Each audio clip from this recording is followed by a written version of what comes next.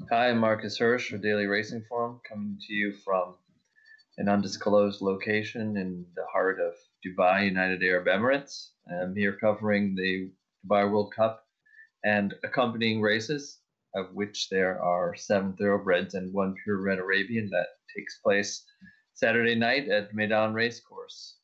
Obviously, the headliner is the Group 1 $12 million Dubai World Cup. I'm going to talk to you about that during this video segment for Daily Racing Forum. And let's see, there have been some extraordinary winners of this race, even recently, even some really good losers. I'm thinking of Gunrunner, who was no match for Arrogate when Arrogate won the World Cup. California Chrome was obviously well above average. This year's race doesn't have any horses like that because we don't have any horses like that currently in training in America. So the contingent that we've sent here, 5 of them, are not of that quality, but they may be good enough to win this race. The leading local horse would be a gelding named North America, trained by Satish Seemar. You may or may not have heard of him. He, on his day, is very good.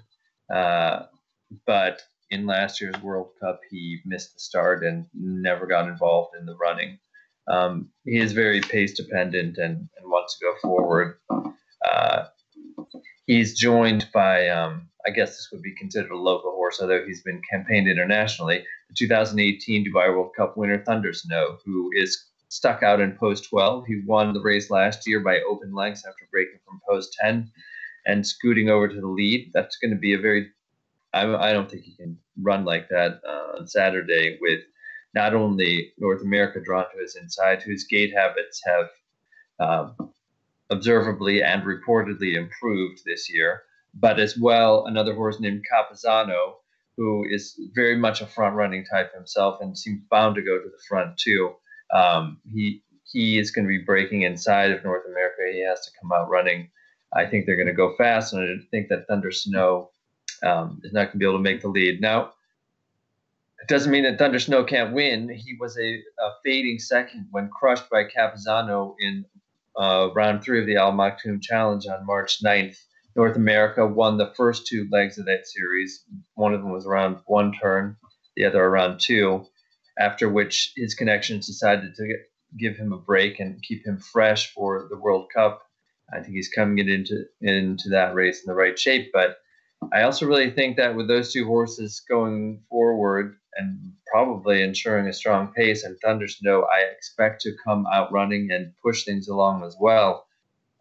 It could be a demanding tempo in the running of this race over 2,000 meters, which is about 1.25 miles. I know that Meydan Dirt has a reputation for carrying speed, which it has done in much of its history. It has not been nearly as biased this racing season for whatever reason, although you will see the right front runner, if they shake loose, will win by a much vaster margin than you typically see in races of this quality. I just don't think that's going to happen, and I'm assessing the race accordingly.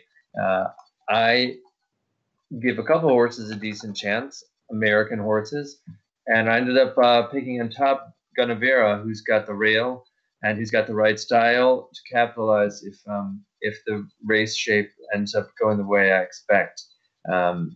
Not a very sexy selection. He's never won a big race, but he did finish second in the Breeders' Cup Classic and ran well in the Travers Stakes too. I don't think there's any question in my mind that he can stay 1.25 miles. I also, just having seen him for 2 days now since I arrived, think he looks completely different than he did last year, when he didn't ship well and had a number of issues that compromised his performance, which was pretty flat in the actual race. I think there are a lot of reasons to believe that if things work out properly, this is a horse that's absolutely capable of winning at what I think is going to be a fair price. I know in English anti-post wagering, he was being offered, I think, at 12-1 at one point today.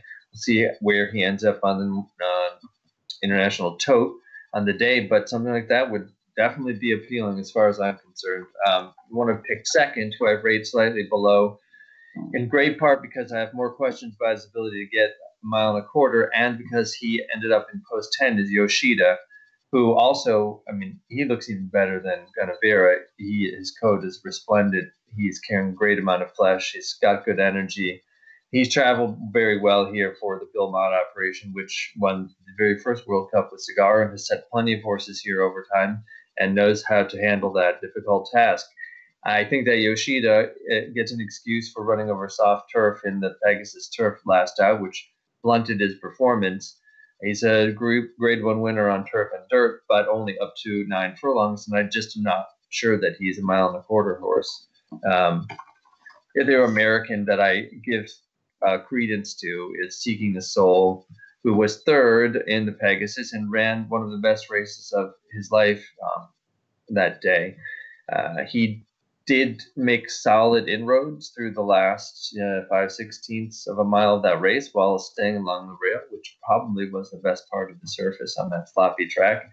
This is another horse where I don't think that he's necessarily going to run better in a mile and a quarter than he has in a mile and an eighth, which is where he scored his lone grade one victory in Stephen Foster.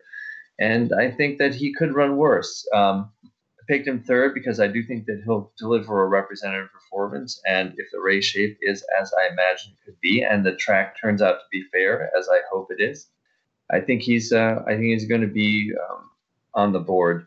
Although I would rate the other two horses, higher enough that I would put them in a slightly different tier as far as win contention if I'm playing the race. I'm pitching the two speeds. I'm pitching Thunder Snow, who I just don't believe is really going to improve. And the other two Americans, Audible and Pavel, to me don't have the characteristics of horses that can win, and the rest of the field isn't good enough unless they take a huge step forward. So, I like those three horses pretty solidly. And I do like Guinevere to win. Of course, there's no official wagering here in Dubai, but hopefully you can get a wager down, and whatever you choose, be it this or some other combination of horses, is a winning one in the Dubai World Cup.